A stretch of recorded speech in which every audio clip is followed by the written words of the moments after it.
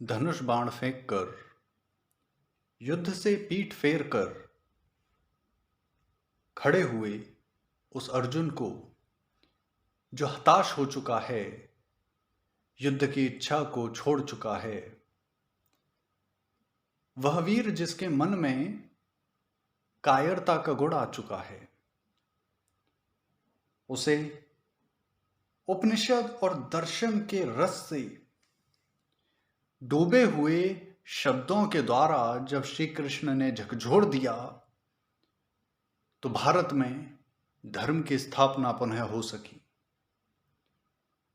परंतु वह ज्ञान वहां रुका नहीं। केवल एक अर्जुन के उस ज्ञान को प्राप्त कर लेने मात्र से वह ज्ञान वहां रुका नहीं। आज जब युद्ध की खबर आती है और युद्ध भूमि में एक सैनिक को नैनम छिद्यन्ते शस्त्राणि इस प्रकार ललकार करते हुए युद्ध क्षेत्र में जब कूदते हुए देखते हैं, उसके चेहरे का वो तेज, उसके मन में राष्ट्र रक्षा का वो भाव, यह प्रमाण देता है कि योगीश्वर वीर शिरोमणि श्री कृष्ण का वह बोया हुआ गीता रूपी बीज किस प्रकार वृक्ष रूप में 5093 वर्ष के पश्चात भी बढ़ता हुआ इस समाज को पोषित कर रहा है। वेद ईश्वर की वाणी हैं और वेद अर्थात ईश्वर तक जाने का जो मार्ग है, वह मार्ग देखना, उस मार्ग को ढूंढना मनुष्य का जीवन का सबसे पहला लक्ष्य है। उस मार्ग को जब हम ढूंढ लेंगे, जब उसको जान लेंगे, तब हम उस मार्ग पर चलकर वेद तक अर्थात ईश्वर तक पहुंच सकते हैं। आध्यात्मिक बहुत से ग्रंथ उपलब्ध हैं हमारे समाज में, जो हमें वेद तक अर्थात ईश्वर तक जाने का मार्ग सुझाते हैं। परंतु उन सभी ग्रंथों में, उन सभी शास्त्रों में प्रस्थान त्रयी को विशेष महत्व दिया गया है। अब क्या है ये प्रस्थान त्रयी? प्रस्थान का अर्थ है घर से निकलना, परंतु किस लिए निकलना? हुक्का पीने के लिए या ऐसे ही सैर सपाटा करने के लिए? प्रस्थान का अर्थ है विशेष उद्देश्य की प्राप्ति के लिए मार्ग का चयन कर घर से निकलना। विशेष उद्देश्य क्या है? उद्देश्य, वह उद्देश्य है ईश्वर की प्राप्ति। अब ईश्वर की प्राप्ति कैसे होगी? जब उसकी वाणी से जुड़ पाएंगे, उसकी वाणी को अपने मन में, अपनी आत्मा में जोड़ पाएंगे। उसके रस में जब हमारी आत्मा, हमारा मन डूब जाएगा, तब ईश्वर से हम जुड़ पाएंगे। उसकी वाणी है वेद। तो वेद तक जाने का रास्ता ढूंढते हुए घर से निकलना प्रस्थान हुआ। और त्रय का अर्थ है तीन। तो तीन इस प्रकार के ग्रंथ कहे गए। क्या हैं वे? सबसे पहला है दर्शन। 6 प्रकार के दर्शन कहे गए, जिनमें विशेष तौर पर आपने सांख्य दर्शन और योग दर्शन का नाम सुना होगा। ये जो हैं दर्शन शास्त्र, गीता में भी बहुत अधिक सांख्य और योग दर्शन की बात की गई है। आगे हम अध्ययन करेंगे तो सभी अध्यायों में हमें दिखेगा किस प्रकार से दर्शन के विषय में चर्चा यहां पर की गई है। दर्शन है पहला पद। दूसरा कहा उपनिषद, और उपनिषद और दर्शन दोनों के सार को कहा गीता। अब इस प्रकार से इन्हें स्थान कैसे दिया? देखिए, दर्शन का प्रथम स्थान है, उपनिषद का दूसरा, और गीता जो है ये महाभारत का भाग है। महाभारत जिसके रचयिता वेदव्यास हैं, तो गीता के रचयिता भी वेदव्यास हुए। महाभारत एक इतिहास ग्रंथ है जिसे बाद में मनुष्यों ने लिखा। वेद ईश्वर ने अग्नि, आदित्य, वायु, अंगिरा इन 4 ऋषियों को ऋग्वेद, यजुर्वेद, सामवेद और अथर्ववेद का ज्ञान दिया।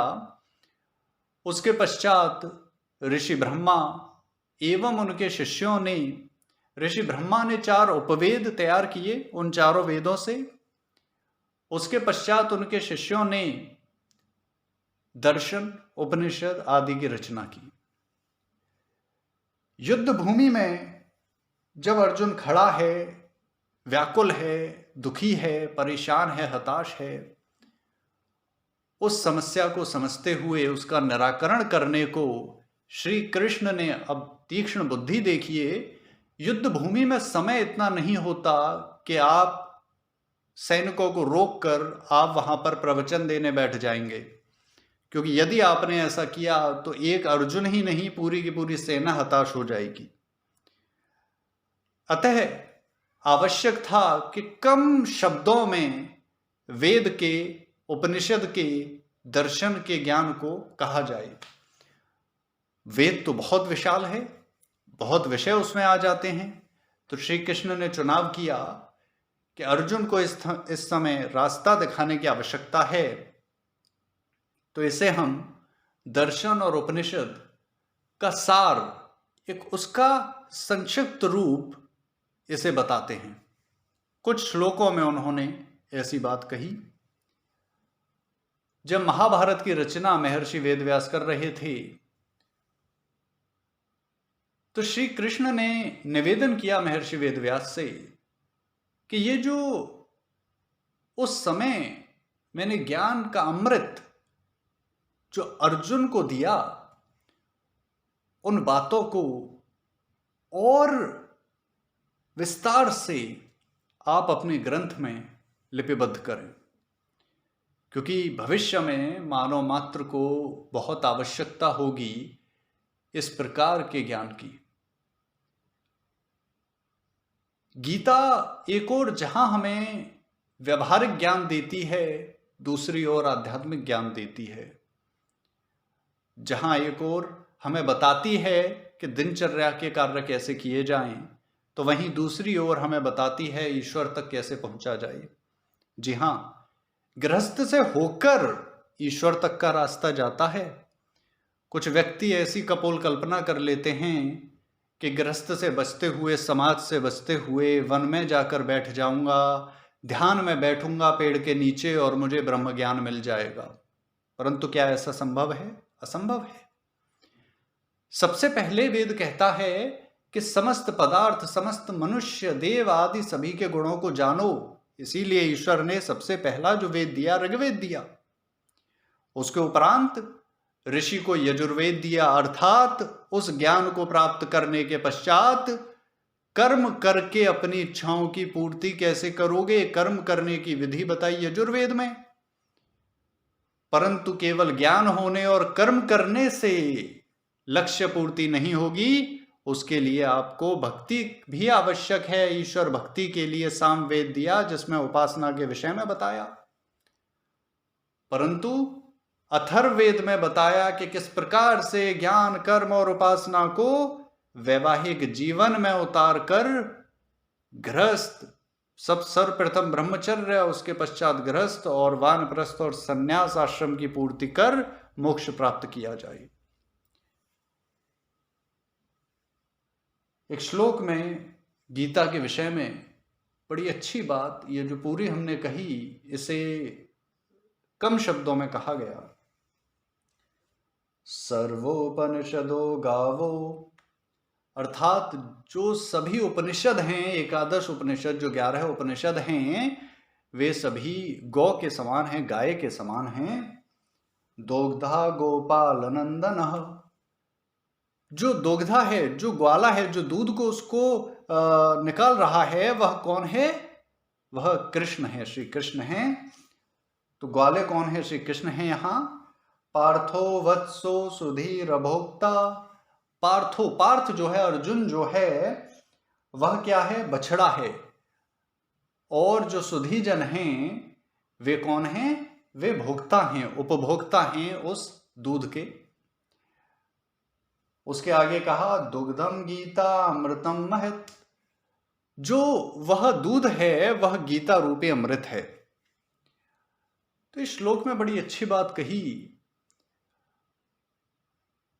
जब गाय का आपको दुग्ध की आवश्यकता है तो उस समय आप क्या करते हैं, सब उसका दोहन करने के लिए आप पहले बछड़े को भेजते हैं। बछड़ा जाता है और जैसे ही वो बच्चा अपनी माता के स्तनों के समीप पहुंचता है, माता के स्तनों में दूध उतर जाता है। इस प्रकार से ईश्वर ने देखिए रचना की है माता की। अब जब वह दुग्ध स्तनों में आ गया तो बछड़ा दुग्ध का पान करता है। छोटा सा बछड़ा है, पूरे दूध को नहीं पी पाता, तो जो दूध बच गया वह जो ग्वाला है वह उसे ले लेता है और स्वयं अपने परिवार के साथ उसे ग्रहण करता है। इसी प्रकार मानो कि जो उपनिषद हैं सभी वे उपनिषद गाय हैं और कृष्ण वो ग्वाले हैं जो दूध को का दोहन कर रहा है, और जो अर्जुन है वो बछड़े के समान है। वह जो अर्जुन है बछड़े के समान है, गाय के पास जाता है और उस दुग्ध को उत्पन्न करता है। देखिए अर्जुन यदि रोता नहीं, अगर बछड़ा रोएगा नहीं तो ग्वाला दूध कैसे प्राप्त करेगा। उपनिषदों में वो तो गाय के अंदर दूध है, उपनिषदों के अंदर वो दूध है, वो ज्ञान है पहले से, परंतु जब अर्जुन दुखी हुआ तो ग्वाले ने प्रयत्न किया, श्री कृष्ण ने प्रयत्न किया और वह दूध उत्पन्न हुआ। अब बछड़े ने उसका पान किया और तृप्त हो गया, अर्जुन तृप्त हो गया उस ज्ञान से, लेकिन वो दूध समाप्त नहीं हुआ है। आगे भी अन्य मनुष्यों के लिए वह दूध उत्पन्न हो रहा है। ऐसा यह दूध जो है, जो बहता जा रहा है, वह गीता रूपी अमृत है। कितनी अच्छी बात कही श्लोक के अंदर, हमें उसको समझना होगा। श्लोक में, मंत्र में, सूत्र में बहुत अच्छी बातें ऋषियों ने कही हैं, लिखी हैं, परंतु जब तक हम इतिहास ग्रंथ, उसके पश्चात उपनिषद, उसके पश्चात दर्शन, उसके पश्चात वेदांग और उपवेद और वेद, इन सभी का अध्ययन जब तक नहीं कर लेते वैदिक रीति से, तब तक हम उन श्लोक, सूत्र या मंत्र का अर्थ समझ नहीं पाएंगे।